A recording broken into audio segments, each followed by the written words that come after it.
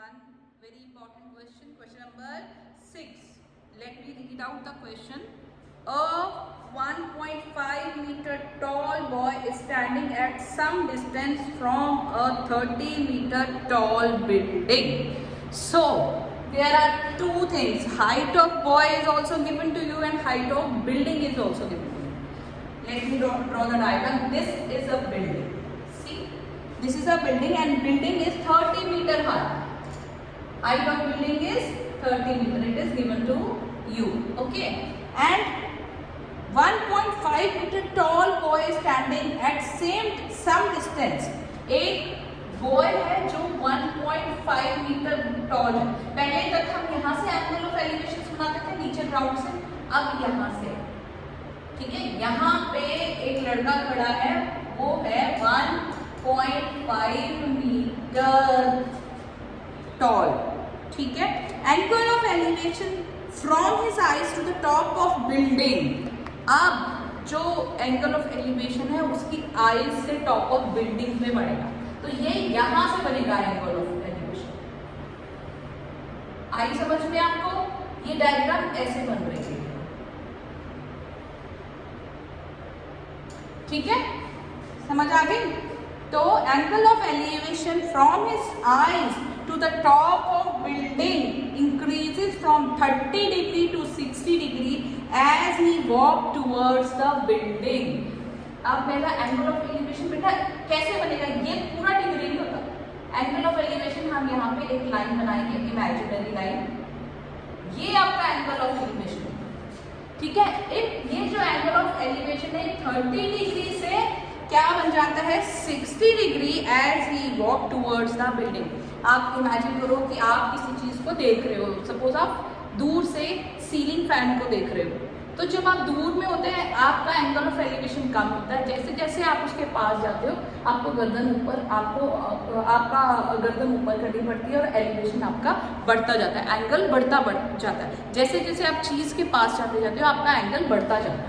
तो ये लड़का भी यहाँ से यहाँ को जा रहा है और उसका एंगल ऑफ एलिवेशन 30 की जगह अब जब वो पास चला गया तो 60 डिग्री हो गया. क्वेश्चन आ गया समझ बच्चों? Find the distance he walk towards the building.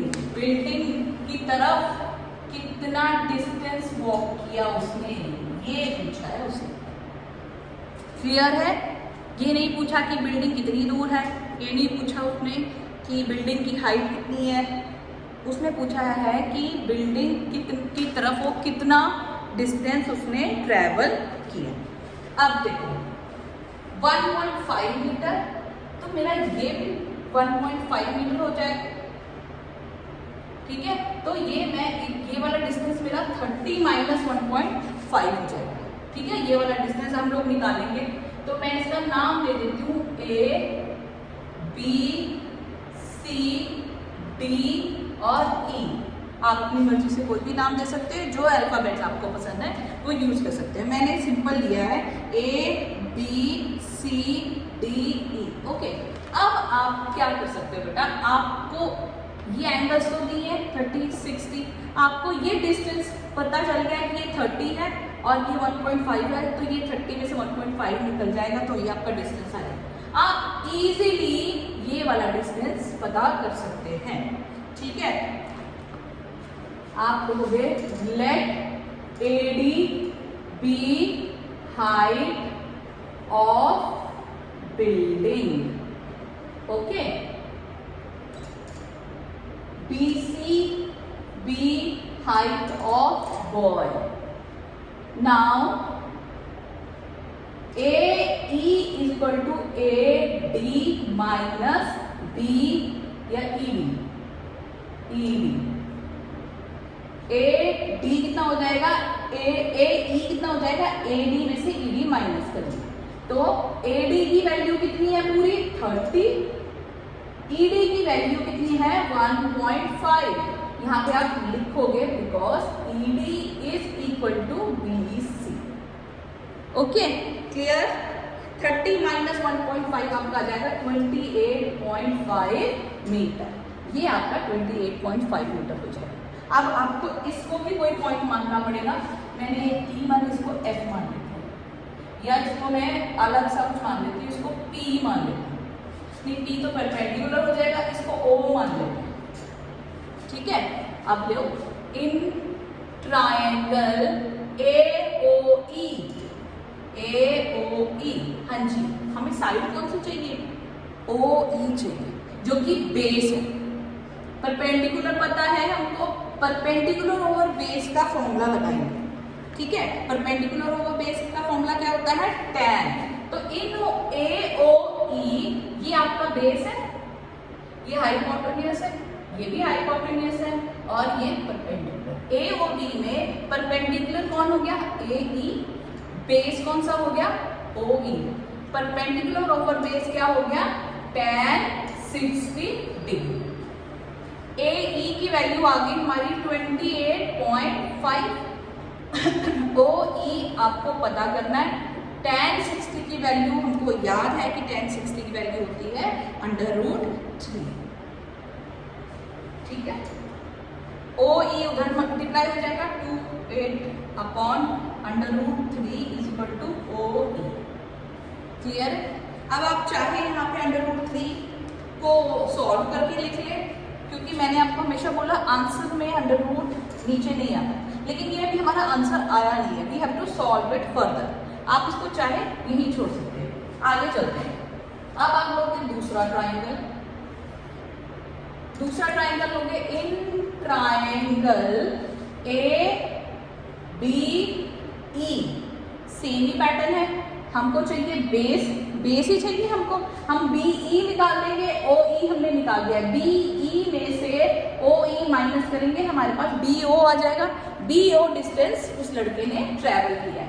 In triangle ABE कौन सी साइड लेंगे आप, वही perpendicular over base, AE/BE = tan 30 degree, ठीक है।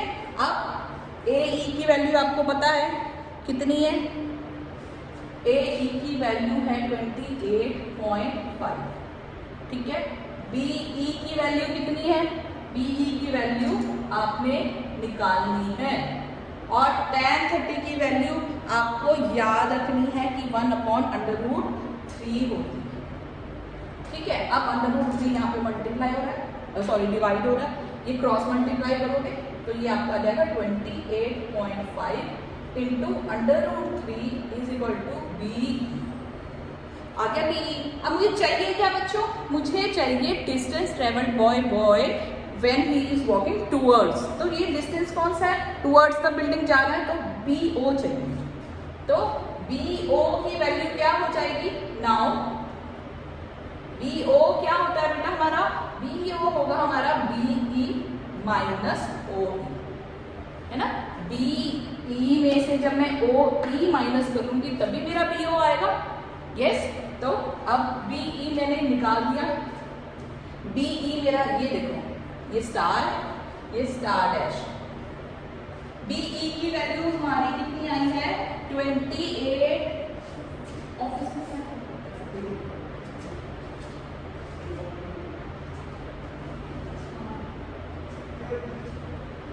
BE की वैल्यू आपकी है 28.5 √3 OE की वैल्यू है 28.5 √3। अब आपको इसे सॉल्व करना है, √3 इधर आपका डिनोमिनेटर है, इधर नहीं है, आप 1 लिखोगे, 1 और √3 का एलसीएम निकालोगे। इसके बाद मैं इधर को जा रही हूँ बेटा, लो यहाँ देखो BO कितना आ गया आपका, √3 एलसीएम आ गया, 1 × √3 28.5 × √3, ये आपका आ गया 28.5 √3 को √3 से मल्टीप्लाई करोगे, √3 हट जाएगा, 3 रह जाएगा, 3 -28.5 मल्टीप्लाई करो, 3 5 × 15, 3 8 × 24 25, 3 2 6 7 8.5 -28.5 √3, क्लियर आ रहा है? इजी है ना, कोई मुश्किल तो नहीं है। इसको रबी कर देती हूँ ताकि इजीली समझ आ सके, आप स्पेस कम है। नाउ सॉल्व करेंगे, माइनस करो आप इसको, माइनस करके क्या आएगा 0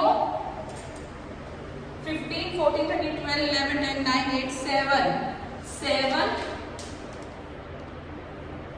ये आपका कितना आ गया